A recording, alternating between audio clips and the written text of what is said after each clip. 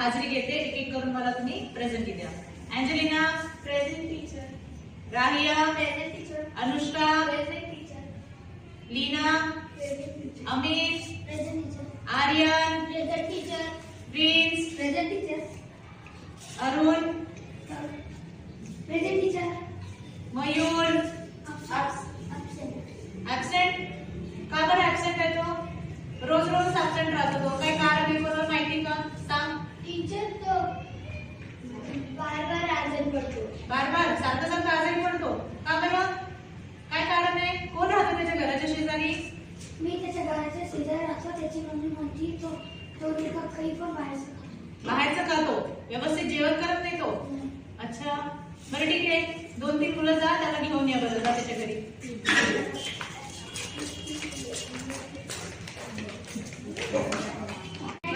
Yes yes कमी. इकडे या. तुम्ही बसा तुमच्या जागेवर. काय झालं? तू काय शाळेत होती? का बरं नव्हतं? आणि मी असं ऐकलं की तुला जेवायला आवडत नाही. जेवण नाही आवडत तुला?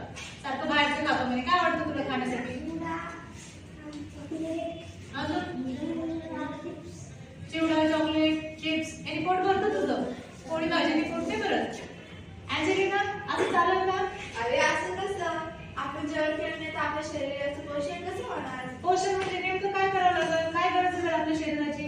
अरे तुला माहित आहे का आपल्या शरीरात महत्वाचं काय काय गरज आहे? महत्वाचे घटक माहिती आहे का तुम्हाला? माहित नाहीये.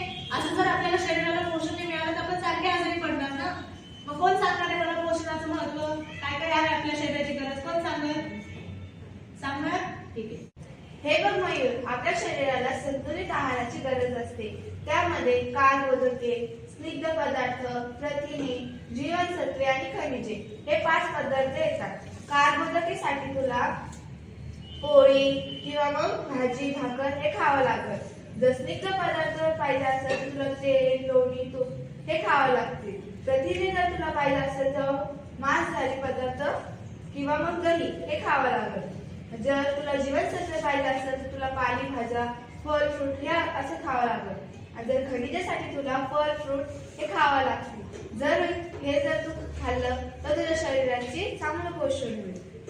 मग आता काय करशील तू? रोज शाळेला येशील आणि व्यवस्थित असं जेवण करशील. ठीक आहे छान.